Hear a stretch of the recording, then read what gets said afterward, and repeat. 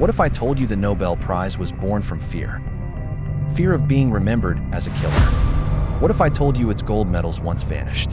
Not stolen, not buried, but dissolved in acid under Nazi rule? And what if I told you the world's greatest peace prize was created by a man who invented the deadliest explosive of his time? Forget what you think you know. This is the secret history of the Nobel Prize. Before the story truly begins, it is important to understand who Alfred Nobel was. Alfred Nobel was born on October 21st, 1833, in Stockholm, Sweden. He was born not into greatness, but into uncertainty. His father, Emanuel Nobel, was an engineer and an inventor, ambitious, intelligent, full of ideas, but fate was rarely kind to him. He worked on construction projects, designed bridges, built mechanical devices, tried to sell his inventions to the Swedish government. None of it succeeded. By the time Alfred was only 4 years old, his father was bankrupt, unable to support his family. Emanuel Nobel made a painful decision. He left Sweden. Alfred's mother, Henriette Nobel, stayed behind in Stockholm with the children. She was practical, strong, disciplined. To survive, she opened a small grocery and dairy business. She sold food to neighbors, managed every coin herself, kept the family alive. While Emanuel chased inventions abroad, Henriette Nobel became the backbone of the family. Alfred was not alone. He had 3 brothers, Robert Nobel, Ludwig Nobel, and Emil Nobel, the youngest.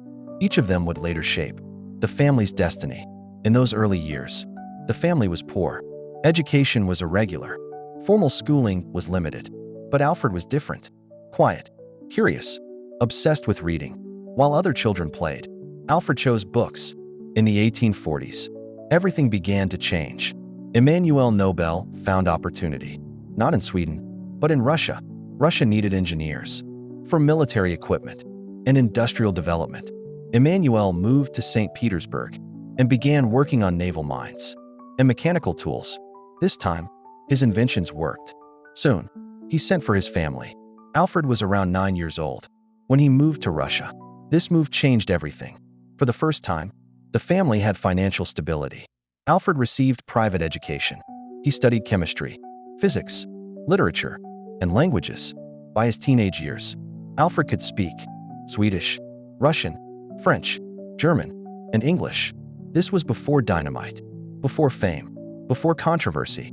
Alfred grew up surrounded by explosives research, engineering experiments, and military contracts. But unlike his father, Alfred was philosophical. He read poetry, philosophy, classical literature. He admired writers more than soldiers. Even as a teenager, he wrote poems about life, death, and human suffering. This inner conflict between science and humanity would define his entire life. The Nobel family's success in Russia did not last. After the Crimean War ended in 1856, military demand collapsed. Contracts were canceled.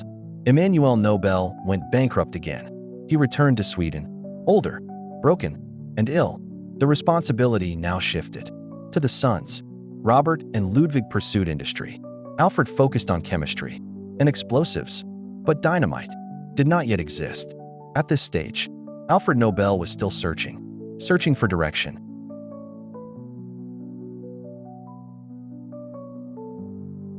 France, 1888. Alfred Nobel sat down for breakfast and opened the newspaper. He stopped breathing. He was reading about his own death. The journalist had made a mistake. It was his brother, Ludwig, who had died. But the mistake didn't matter. The headline did. The Merchant of Death is dead. The article accused Alfred Nobel of growing rich by inventing faster ways to kill people. The reason was simple. He had invented dynamite. But dynamite did not come from ambition alone. In 1864, an explosion tore through Nobel's laboratory in Stockholm. 5 people were killed instantly. One of them was Alfred's younger brother, Emil Nobel. The government banned him from working with explosives in the city. Most men would have stopped. Alfred Nobel did not. He moved his experiments to the middle of a lake, on a floating barge surrounded by water, risking his life every day. He continued. There, he finally controlled the explosion. Dynamite was born. Alfred hoped it would carve tunnels and build bridges. The world chose war. So when Alfred Nobel saw that newspaper in 1888, he understood something terrifying. This, this was his legacy, not progress, not science, death. And he asked himself one question: when I am gone, is this all the world will remember me for? That fear changed everything. Alfred Nobel was one of the richest men alive, but he was deeply alone. He never married. For 18 years, he wrote letters to a woman named Sophie Hess, hoping for love. History suggests she loved his money, not his mind. But another woman changed his soul.